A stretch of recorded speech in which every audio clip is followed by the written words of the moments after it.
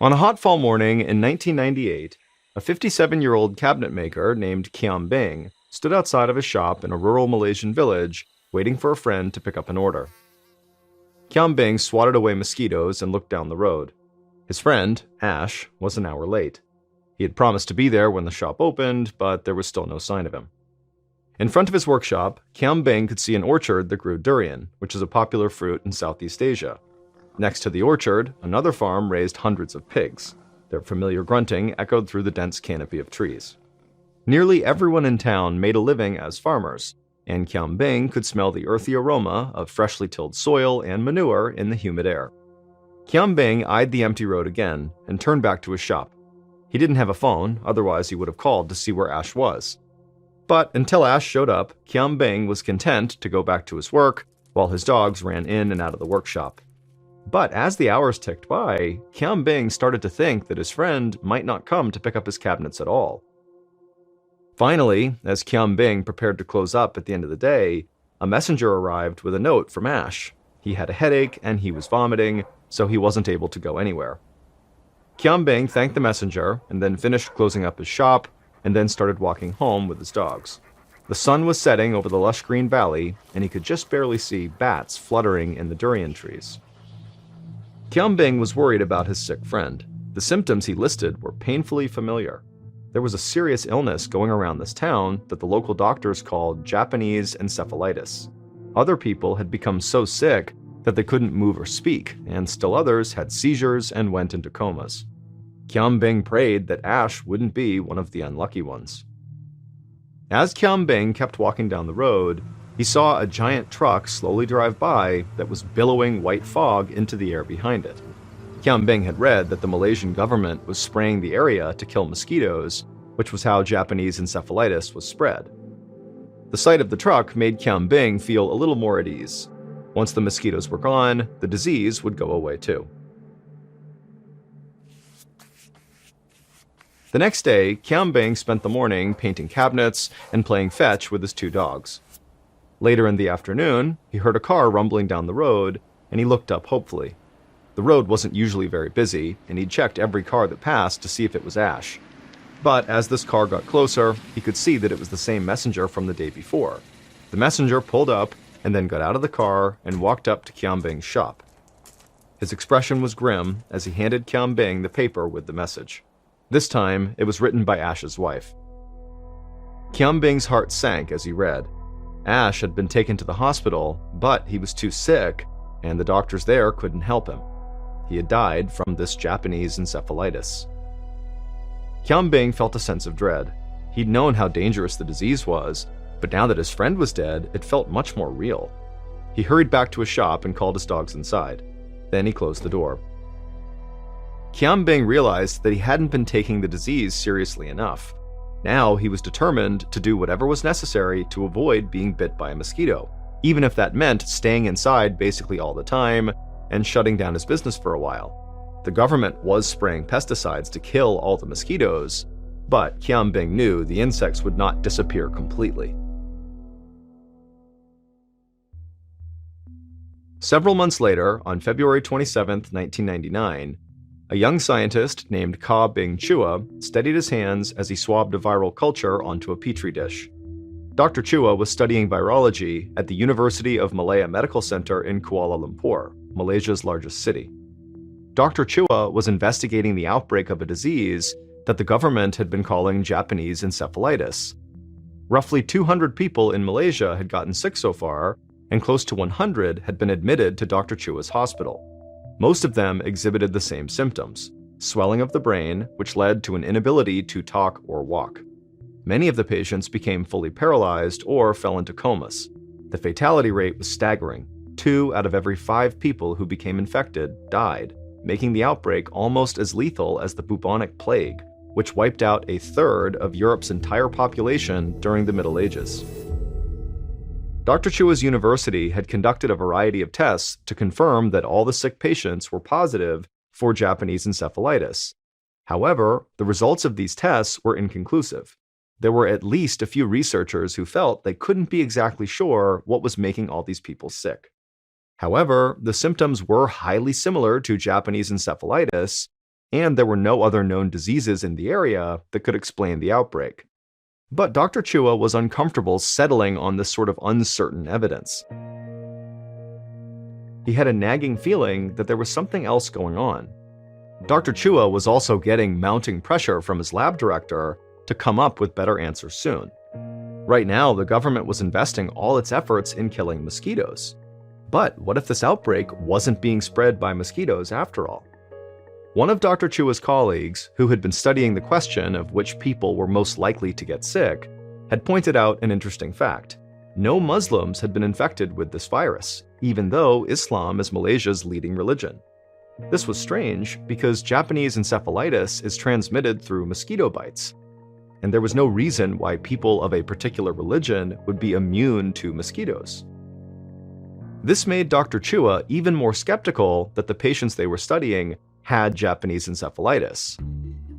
So he decided to run his own tests. He was going to isolate the disease right there in his lab so he could get a better look at it.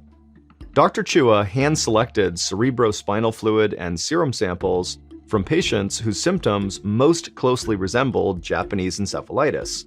Then he put each one in a sealed dish and tucked it into an incubator that warmed it to the temperature of a human body, 98.6 degrees Fahrenheit. Then Chua waited.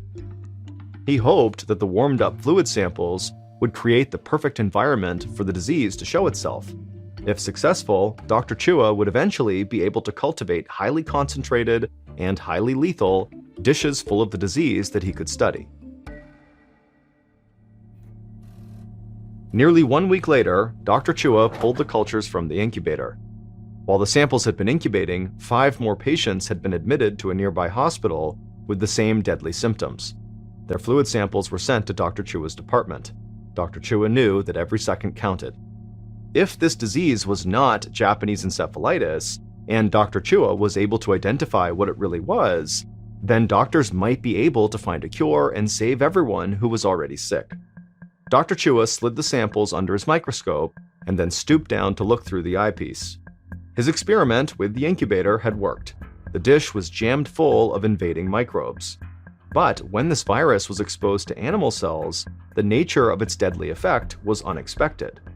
Dr. Chua wasn't sure what he was looking at, but it definitely was not Japanese encephalitis. Dr. Chua knew he needed to show his boss, who was the head of the department at the university, right away, and so Dr. Chua sprinted out the door to find him. 20 minutes later, Dr. Chua's boss was examining the same culture under the microscope. Dr. Chua stood nearby, his stomach churning with anxiety. He knew his finding was significant, and they could save lives if they acted fast. But after a long moment, Dr. Chua's boss finally stood and just shook his head.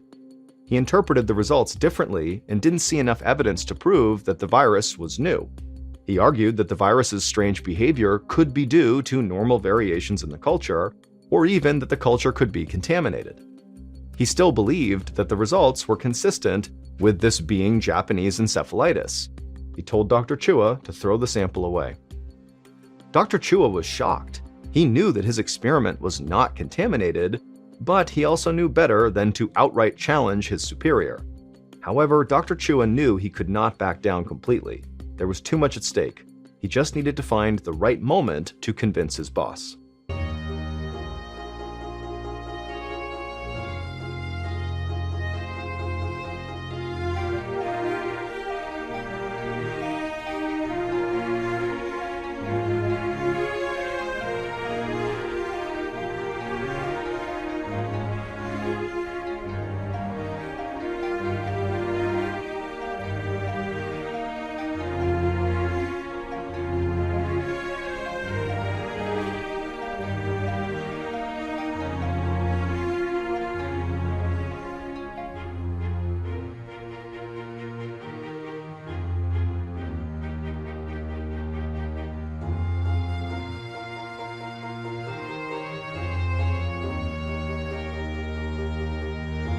4 days later, on March 9th, Dr. Chua got his chance. He was driving with his boss and 2 other colleagues returning from a meeting. The rain was coming down in sheets, and their car was inching forward in heavy traffic. It gave Dr. Chua a captive audience. Dr. Chua glanced at the men and then leaned forward in his seat, making sure he had his boss's attention. Dr. Chua cleared his throat and then quickly launched into his theory. He emphasized the virus's unique effect on animal cells and said the variation was enough to prove that they were dealing with something unknown. The disease they were fighting was caused by an entirely new virus, he said, and they needed to take action immediately. The sickness had already spread to several other Malaysian states and hopped the border into Singapore. As Dr. Chua described his findings, his colleagues' expressions showed signs of concern, but Dr. Chua's boss remained neutral. He pressed on, explaining that while he was sure they had discovered a new virus, their lab's equipment was not yet powerful enough to identify it. He argued that they really needed to send the cultures to the Centers for Disease Control and Prevention in the United States. The CDC had the right equipment, and it was in their best interest to help. This wasn't simply an outbreak affecting people in Malaysia. It had the potential to become a global pandemic with devastating consequences if they didn't control it quickly. The air in the car was thick with tension as Dr. Chua waited for his boss to react. Finally, his boss cleared his throat and spoke. Dr. Chua's theory had merit, he said, and he would think about it overnight. Then the car they were in pulled up to Dr. Chua's boss's home, and his boss climbed out and walked away in the pouring rain. The next morning, Dr. Chua woke up to the sound of his phone ringing. It was his boss. He told Dr. Chua that he'd made some calls and a travel visa was being expedited for Dr. Chua to get to the United States. Dr. Chua was so relieved, and he thanked his boss, and then he rushed to the hospital to prepare the virus samples for a trip to America.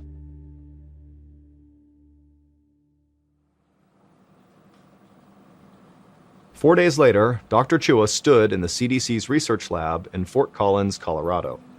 Dr. Chua peered through a powerful electron microscope at his slides. This awesome device was literally thousands of times better than anything Dr. Chua was using at magnifying samples, giving Chua a much more intimate look at his adversary. Underneath the lens of the microscope, his virus cultures revealed tiny ring-like formations covering the slide. He blinked and looked again to make sure. Now, Dr. Chua knew for certain that the scientists in Malaysia had misidentified the virus. But Dr. Chua did not feel excitement or pride that he had been right. Instead, at that moment, he felt terror. The type of virus on that slide was far deadlier than Japanese encephalitis, and it wasn't spread by mosquitoes. But, based on the virus's unique characteristics, Dr. Chua was almost positive he knew what was spreading it. He needed to report his findings immediately. Dr. Chua flagged down one of the CDC's scientists and asked for the nearest telephone. After he finished his call to his boss in Malaysia, he showed his discovery to CDC officials. They were instantly alarmed and agreed with Dr. Chua's assessment. The outbreak in Malaysia had the potential to kill millions of people.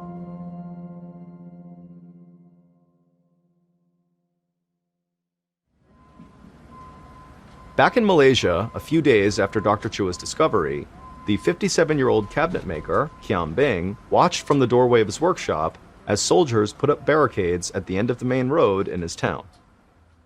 Kiam Bing was staying inside as much as possible to avoid the mosquitoes that he believed were carrying this virus. The only time he went outside was to run between his home and his shop. By now, it seemed like almost every family in town had lost a loved one to this terrible disease.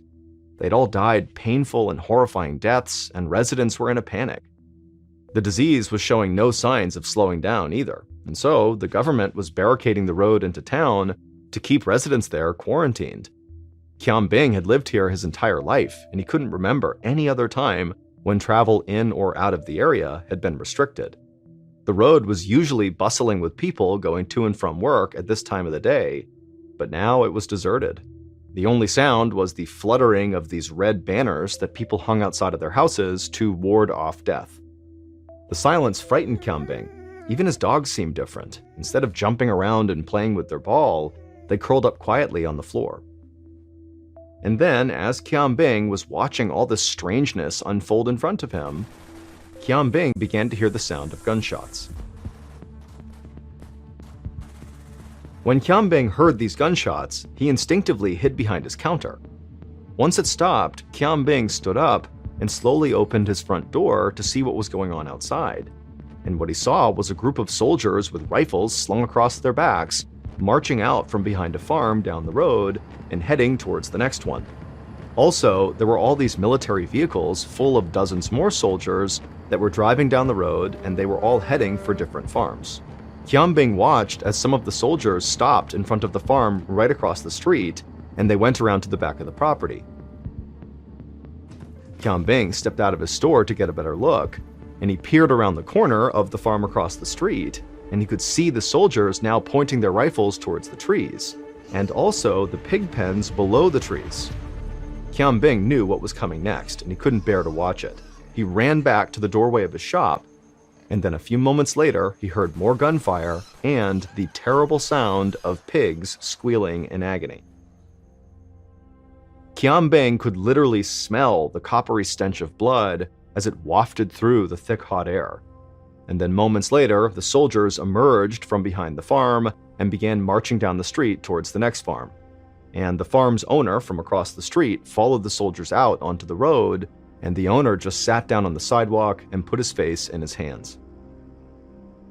Once the soldiers had marched down the road and were gone, Qianbing hustled across the street and knelt down next to the farmer who still had his face in his hands.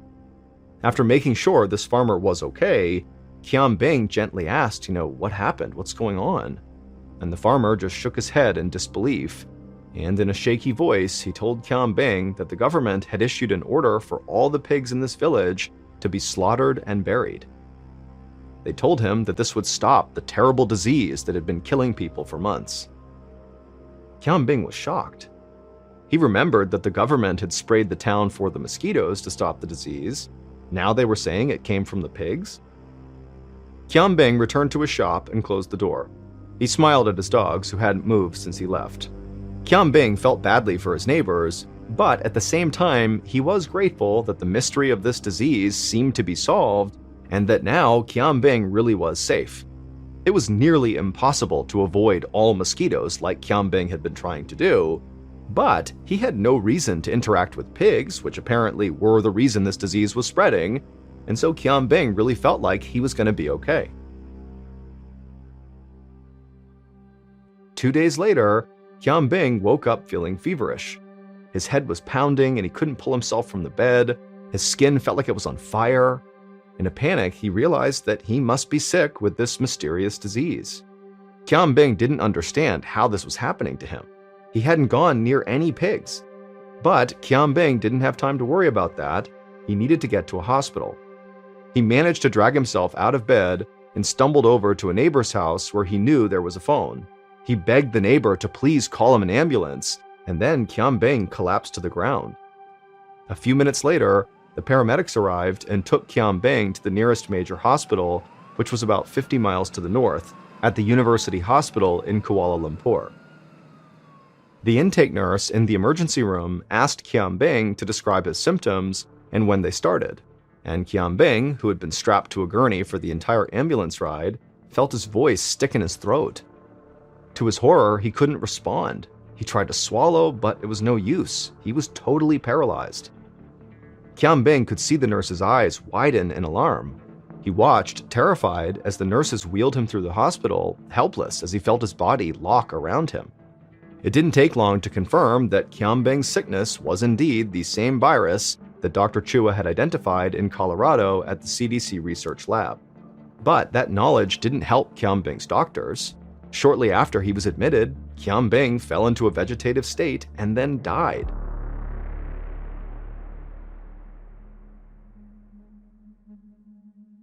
In early June of 1999, around 3 months after Qianbing died, Dr. Chua was back at his office in Kuala Lumpur. It seemed like the mystery virus had been defeated, all thanks to Dr. Chua's quick thinking. But Dr. Chua wasn't sure if the mystery really was completely solved.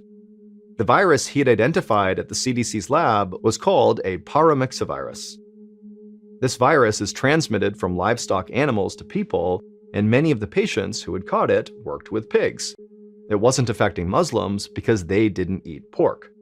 But many people in the country did eat pork, so Dr. Chua and a team of experts had advised the Malaysian authorities that if they wanted to stop the disease, they would have to make the difficult decision to kill as many pigs as possible in the affected areas. The government reacted quickly and sent squads of soldiers to eliminate over 1 million pigs. And after they did that, sure enough, cases of this mysterious disease started to dwindle.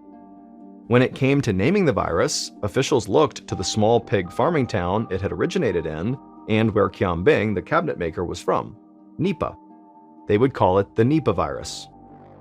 But something kept bothering Dr. Chua.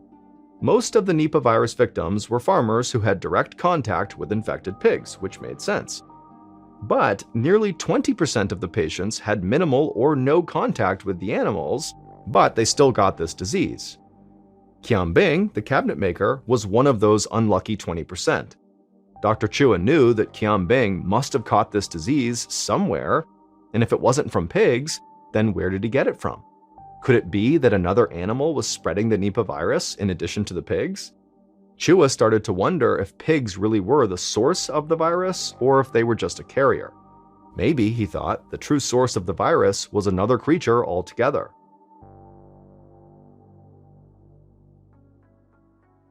And so now that the outbreak was under control following the elimination of all these pigs, the Malaysian government deployed a team of researchers to try to determine the true source of the Nipah virus. As the scientists investigated, they found that the Nipah virus was closely related to another virus that had caused a small outbreak in Australia a few years earlier. At the time, researchers had been able to identify the source of the outbreak. It was fruit bats. So now, Malaysian researchers quickly zeroed in on an extraordinary type of bat called the flying fox, which lived near the village of Nipah and throughout the country. These animals, among the largest bats in the world, can have wingspans of up to 5 feet, but they're not normally harmful to humans. They mostly mind their own business, feeding on fruit trees like durian, which was one of the primary crops grown in Nipah. But when researchers captured some flying foxes for study, they found that a large number of them tested positive for Nipah virus. The virus did not seem to harm the animals at all, but the researchers suddenly realized that the bats themselves were doing enormous harm to the people all around them. The bats, not the pigs and not the mosquitoes, were the real source of this terrible disease. Here's how it worked. The bats came out at night to feed on the durian flowers, and as they did that, their droppings and urine would fall to the ground below them. When morning came, the pigs were let out of their pens, and they came into contact with the bat droppings and the bat urine that was contaminated with the Nipah virus. And so did other animals, like horses and dogs, and in turn, these animals passed it on to their owners. That's how people who did not work with pigs became infected, and that's how Qianbing, the cabinet maker, got the virus. At some point, his dogs must have sniffed around some durian trees and come into contact with infected droppings, and then when Qianbing went to play with them and the dogs licked his face, they passed the virus on to him. In the past, there had never been a Nipah virus outbreak because fruit trees like durian and the bats were far from any industrial animal farms. But as farming expanded in Malaysia, fruit orchards were planted right next to pig farms and other commercial areas, which allowed the disease to spread. The discovery that fruit bats were the real spreader of the virus allowed the researchers to truly understand how the Nipah virus operated. But it also meant that future outbreaks would be impossible to stop. The fruit bats responsible for the Nipah virus live throughout Africa, Asia, and the Pacific Islands. There's no way to effectively control their population or to stop them from eating fruit from commercial farms. So the only way to truly stop the Nipah virus is to create a vaccine for it. But scientists haven't figured out how to make one yet. In recent years, there have been more outbreaks around the world, striking fear into scientists and public health officials. The World Health Organization has labeled this virus as being a virus with catastrophic global pandemic potential. If the virus ever becomes airborne, it could be transmitted through coughs, sneezes, or contaminated surfaces. If that happens, millions of lives will be at risk. And we might not be able to do anything about it.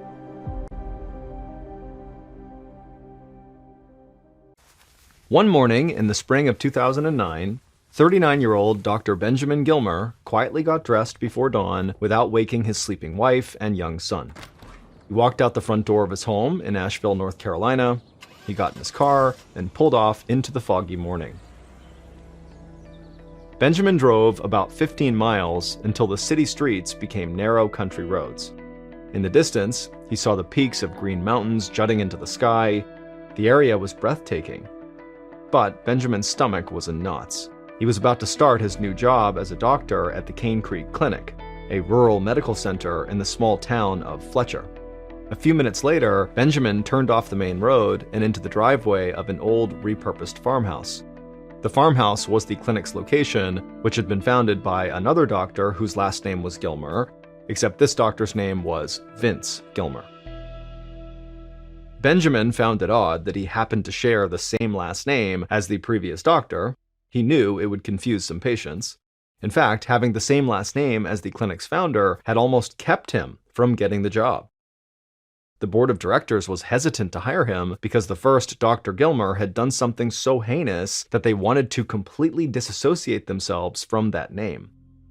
Dr. Vince Gilmer had murdered his own father and mutilated the corpse 5 years earlier on June 28, 2004. He was now serving a life sentence in prison. Benjamin Gilmer understood why having the same last name as this killer would give the board of directors pause. But Benjamin was grateful that they gave him a chance. His goal wasn't to work in a big hospital or make a ton of money, it was to help people who needed it most in small communities.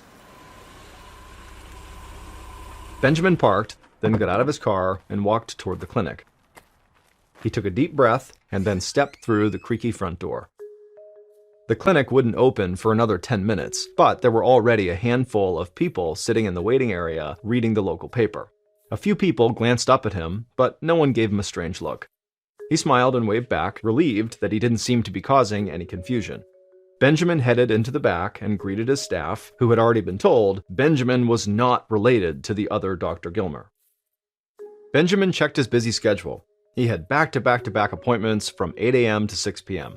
He refilled his coffee mug, put on his white coat, and got to work. By the end of the day, 6 p.m., he was tired and ready to go home. But he had one more patient to see, a woman who was there for a follow-up on her arthritis. But when he walked into the exam room, he was startled by what he saw. The woman was sitting on the exam table with her head down almost to her knees, and she was hyperventilating. Her breaths were shallow and her face was pale. She was clearly having a panic attack. But as soon as Benjamin stepped all the way into the room and shut the door, the woman looked up at him and visibly began to relax. Her breathing slowed down, and her color started to come back. Once she had steadied herself, she reached out and touched Benjamin's shoulder and apologized. When the nurse had first mentioned she'd be seeing Dr. Gilmer, she was terrified because she thought it would be the other Dr. Gilmer, the murderer. Benjamin smiled and told her it was all right, he was just glad she was feeling better. Once the woman was ready, Benjamin began to examine her, and as he checked her vitals, they talked about the other Dr. Gilmer, Vince Gilmer. Despite her fear that it was going to be the first Dr. Gilmer walking into the exam room, she had said to the new Dr. Gilmer that she actually only had fond memories of Vince Gilmer. She remembered Vince as being very kind and caring before she found out he had murdered his father. One time when she was at the clinic, she'd seen Vince rescue a mouse from a no-kill mousetrap. Then he walked out back and released it right next to a koi pond he'd built himself. He cared deeply about every living thing, which had made his crime all the more shocking to her. Benjamin thanked her for being so open. He prescribed some medication for her arthritis, walked her back to the waiting room, and then he returned to his office. Benjamin wrote up his patient notes from the day, and then he left the clinic. But on the way home, he kept thinking about Vince Gilmer. He wondered how a man who had been a doctor, committed to saving lives, was now serving a life sentence for murder. His mind wandered as the trees on the side of the highway whipped by. Benjamin blinked and forced his eyes to stay on the road. He didn't want to think about a murderer, especially one who shared his last name. Finally, Benjamin arrived home, he had some dinner, and then he crawled into bed and fell asleep.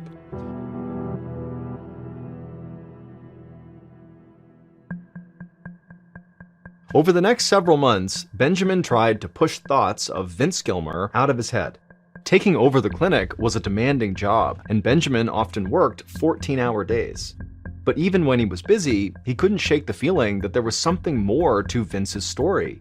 Time and time again, longtime patients who came into the clinic who had known Vince Gilmer would tell Benjamin about Vince's generosity and compassion, how he would take payment in the form of corn and tomatoes from patients who could not afford to pay the bill, how he still made house calls, how he treated everyone with decency and respect. Benjamin just couldn't believe someone like Vince could transform into a violent criminal with no explanation. He wondered if there could be a medical explanation for Vince to snap and become this killer. Did something break inside of him? Until he knew more, Benjamin just could not let it go. A few weeks later, Benjamin's receptionist walked into the clinic with a stack of newspaper articles about Vince Gilmer. She knew about Benjamin's interest in the case and had done some research on her own at the local library. Benjamin eagerly sat down at his desk at the end of the day, clearing away his medical reports and charts to focus on the newspapers. He didn't know what he was looking for, but he was excited to find out any new information about Vince Gilmer that was not just word of mouth. As he read the articles, Benjamin discovered that Vince had actually been about Benjamin's age when he killed his father, Dalton Gilmer, 5 years ago. Dalton had been diagnosed with some form of schizophrenia and Alzheimer's, which is a form of dementia. He had been living in a psychiatric hospital that treated Alzheimer's patients. The part about schizophrenia caught Benjamin's attention.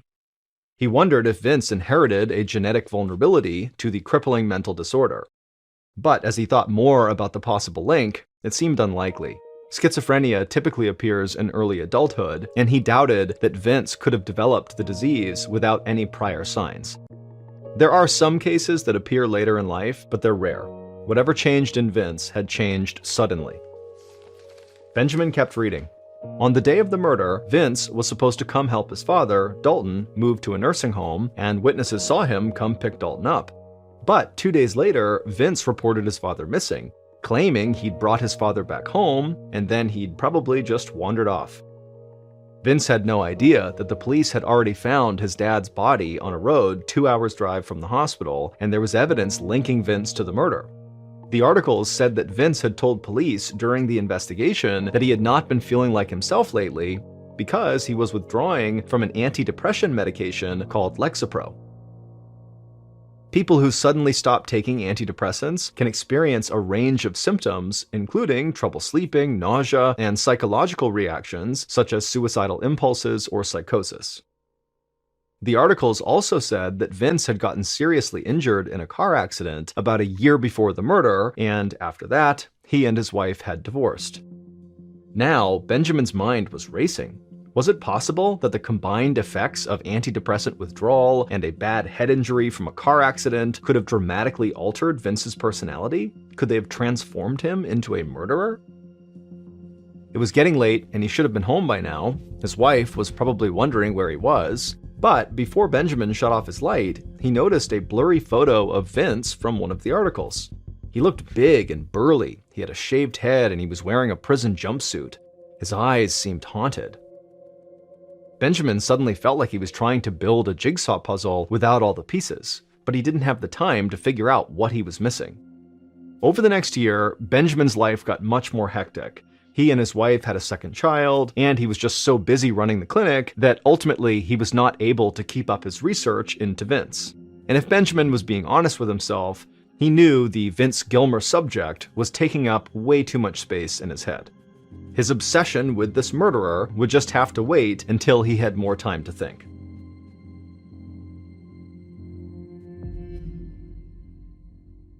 In the spring of 2011, 3 years after Benjamin began his research into Vince, Benjamin was in a meeting at the clinic when he received a phone call. The caller identified herself as Sarah Koenig, a journalist from New York. Sarah had heard about the case of the previous Dr. Gilmer, and she was interested to find out more. In fact, Sarah wanted to do a podcast about it. She asked Benjamin if he would be willing to speak with her about his experiences as the second Dr. Gilmer at the clinic. Benjamin was intrigued by Sarah's call, but he was also hesitant. He didn't want to get sucked back into Vince's dark past, so he told her he was actually not interested in doing the podcast. But after he hung up, his old feelings began to resurface. He wanted to move on with his life, but he just couldn't forget about Vince Gilmer. It took another year, but Benjamin would call Sarah back. Now he wanted to be a part of her project if she was still interested. Shortly after Benjamin called in the spring of 2012, Sarah came out to North Carolina and they got to work. Sarah interviewed Benjamin first. To his surprise, Benjamin felt himself tearing up as he talked about Vince's story. It was cathartic for him to finally let out how invested he had become in this stranger's life. Together, he and Sarah planned to interview Vince's old patients, friends, and coworkers. The first person on their list was Vince's old office manager, Terry. She had seen Vince's decline firsthand. So one night, they met Terry in another office space near the clinic. Sarah prepared the recording equipment and then tapped the microphone to test it. Benjamin could see Terry shift in her seat. She was nervous. He understood. He'd felt the same way. Sarah pressed the record button and the interview began. Terry took a deep breath and described when she thought Vince's personality first started to change. It was about a year before the murder, in 2003. Vince's truck had hit a telephone pole and overturned. First responders found him unconscious, and an ambulance had rushed him to Mission Hospital in Asheville. And when Vince woke up, he didn't know his own name, and he didn't recognize his wife. Terry said Vince's amnesia cleared up after about 24 hours, but after that crash, he was never really the same. Her voice shook as she told Benjamin about how Vince had filed for divorce, moved into a new house alone, started drinking heavily, and began dating random women. He got into debt and spent money he didn't have. Clearly, Vince's mental health had gone steadily downhill in the last year before the murder. And so Benjamin wondered why Vince was even found mentally competent to stand trial. Benjamin decided he needed to see the official documents from Vince's trial in hopes of getting some new insight. The week after Sarah came to visit, Benjamin drove to Washington County, Virginia, where Vince's trial had taken place. He asked the court clerk for all documents available on Dr. Vince Gilmer and received a thick stack of papers, hundreds of pages long. It was the transcript from Vince's trial. Vince had insisted on representing himself in court and argued that he was not in his right mind when he murdered his father due to antidepressant withdrawal. He had stopped taking them cold turkey 2 days before the murder. But Vince didn't present any expert medical witnesses who could corroborate this theory, and he didn't even bring up the bout of amnesia he suffered after his car crash. The prosecution argued that Vince was faking an illness to escape punishment. They presented a psychiatrist who had judged Vince to be perfectly sane the night he killed his father. The jury agreed and found him guilty and sentenced him to life in prison. Benjamin wasn't sure what to think. On the one hand, a traumatic brain injury and antidepressant withdrawal could explain the dark turn in Vince's personality. On the other hand, he could see why the jury believed the prosecution. Killing and mutilating your father is something a sociopath would do. When Benjamin got back home, he talked it over with Sarah. They both agreed there was only one way to get the full story. The two Dr. Gilmers would have to meet directly.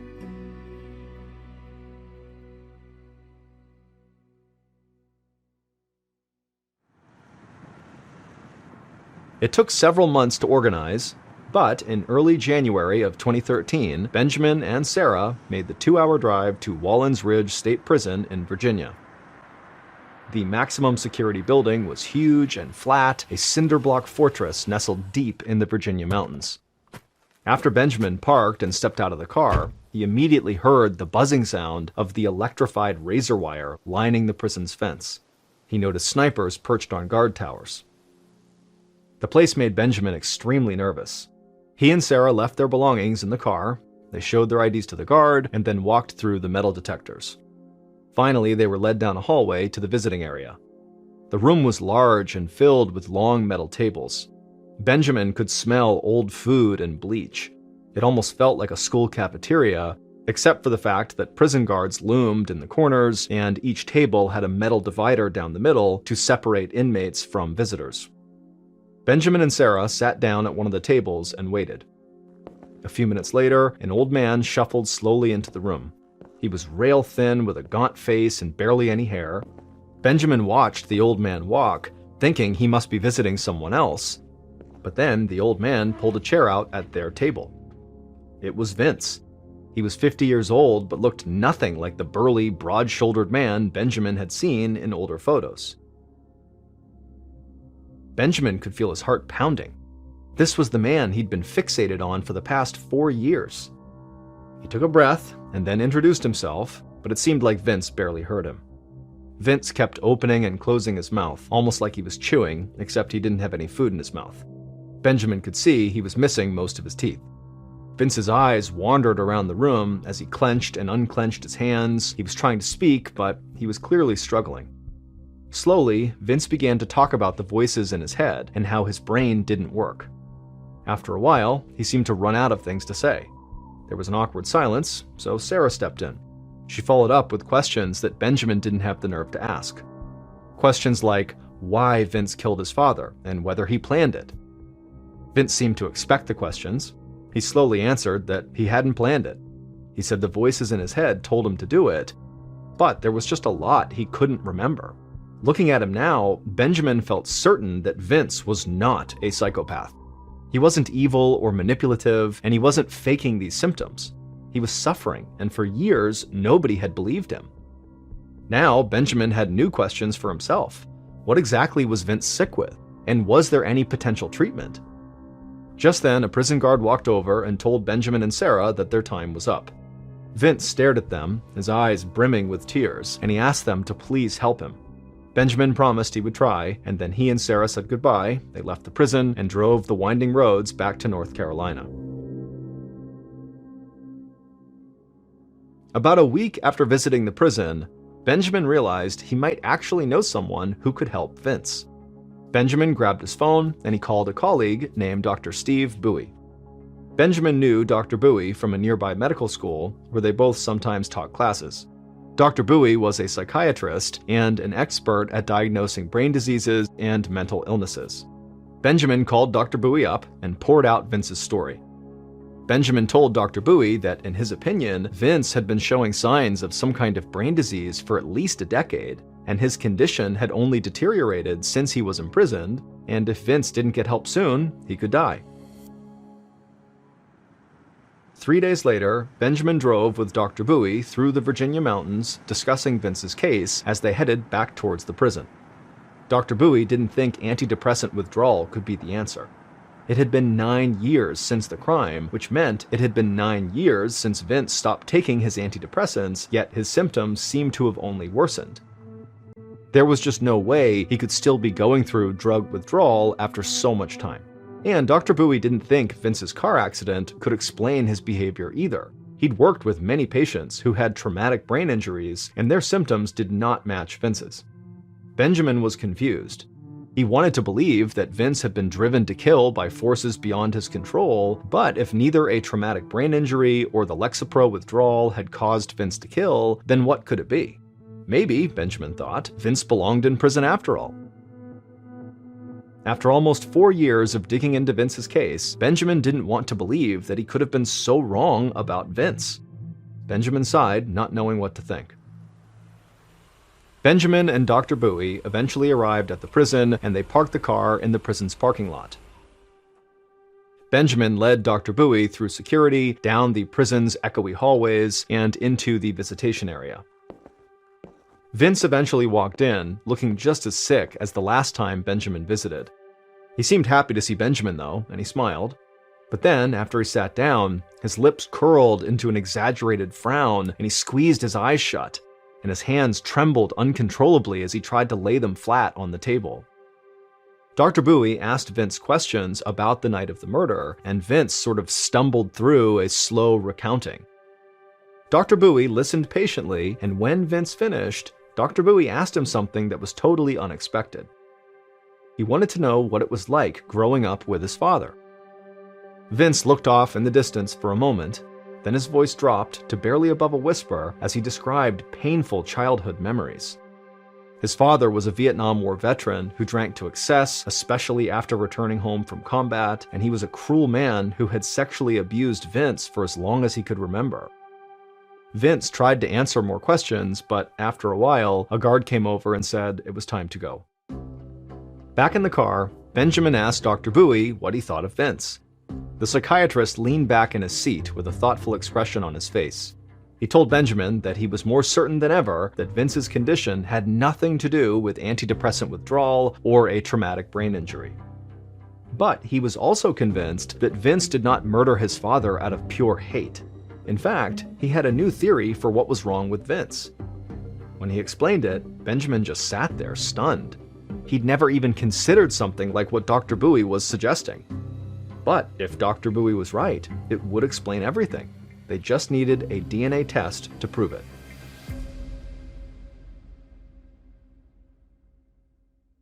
It took some time, but they did eventually get everything in order.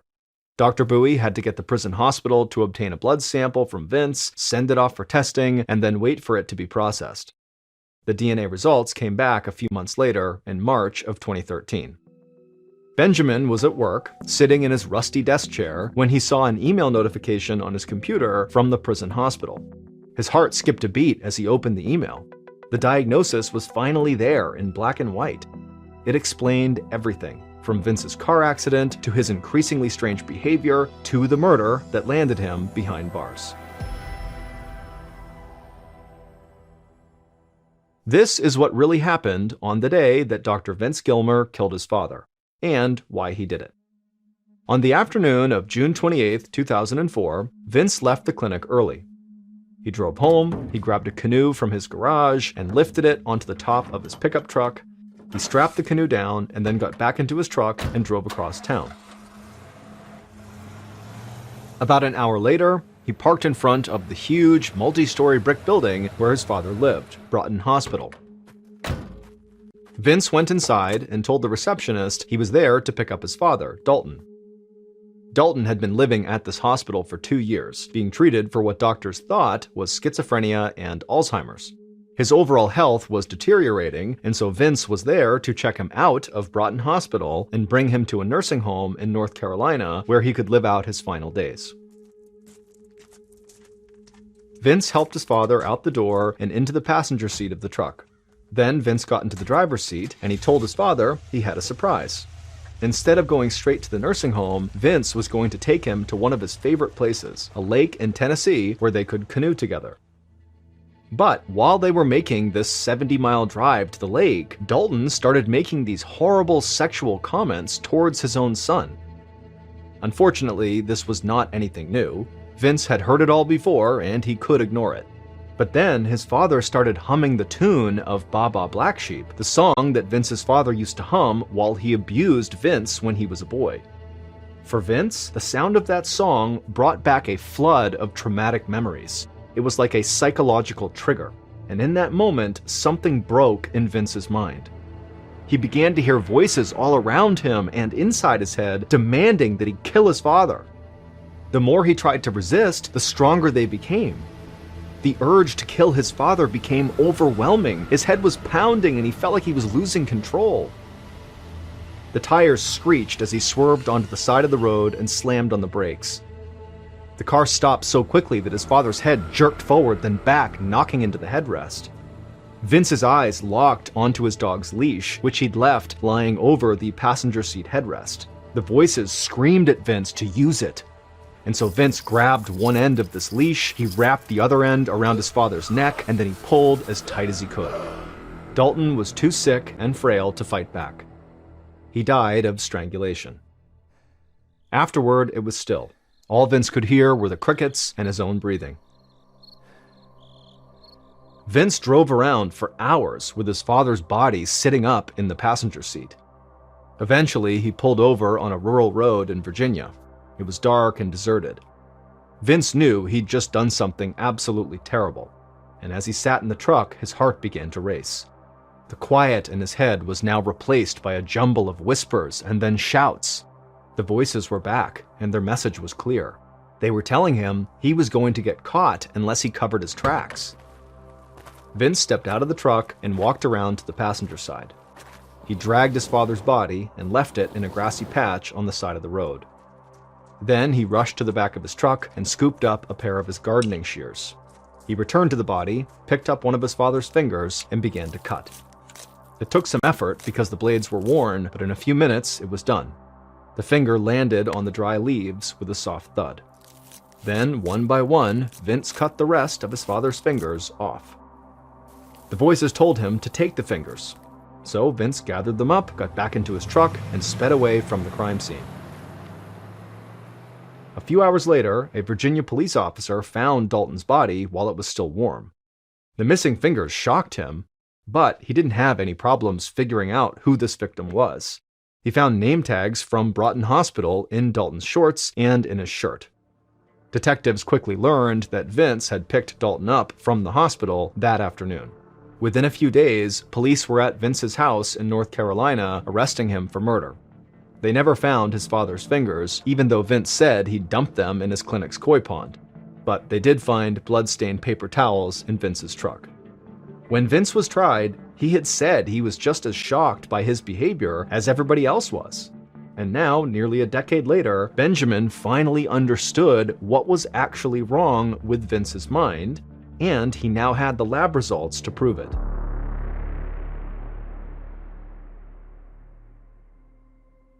Benjamin read the words from the prison hospital's email over and over. Vince had Huntington's disease. Benjamin opened up an internet browser. He'd studied Huntington's in medical school, but it was so rare that he'd never diagnosed it in his career as a doctor. He began looking up articles in medical journals to refresh himself on the details. The articles described Huntington's as being a sort of cross between three diseases that are each absolutely terrible: ALS, Parkinson's, and Alzheimer's. It was a degenerative neurological disease, meaning it caused a person's brain cells to break down and die. This created physical and psychological problems like involuntary movements, cognitive impairments, memory loss, intense personality changes, and psychosis. The Huntington's diagnosis lined up with all the symptoms Vince experienced. And while the majority of Huntington's patients weren't violent, the disease could cause people to act out in ways they normally would not. Benjamin thought that Vince might have been struggling with multiple problems at once. While a traumatic brain injury and antidepressant withdrawal could not explain his actions on their own, they could have combined with Huntington's disease to create a perfect storm of mental and physical illnesses that totally changed Vince's personality and behavior. Benjamin kept reading. Huntington's was genetic, meaning it got passed down from parent to child. If someone's mother or father had Huntington's disease, then they had a 50-50 chance of getting it as well. Suddenly, everything clicked for Benjamin. The doctors at Broughton Hospital thought Vince's father, Dalton, had schizophrenia and dementia. But it was much more likely that Dalton had Huntington's. He was the one who passed it on to Vince. To Benjamin, the entire story was a tragedy. Two men, a father and son, who shared the same mental illness, both doing unspeakable things to each other. Then Benjamin read something else that made his heart sink even further. Huntington's is a death sentence. There is no known cure, and the disease will eventually kill its victim. All Benjamin could do was try to get Vince the mental health care he needed. Today, Benjamin still has a close relationship with Vince. His goal is to help Vince get out of prison and into a proper treatment facility. In January of 2022, the governor of Virginia granted Vince clemency on the condition that a place was found for him at a psychiatric hospital. Technically, this made Vince a free man, but it wasn't as simple as him just walking out of prison and into a hospital, because every public mental health facility in Virginia refused to take him in, and a stay at a private hospital was far too expensive. Benjamin continues to work hard to find a hospital for Vince, who remains in Wallens Ridge State Prison. He hopes that one day, the first Dr. Gilmer will receive the psychiatric care that he needs.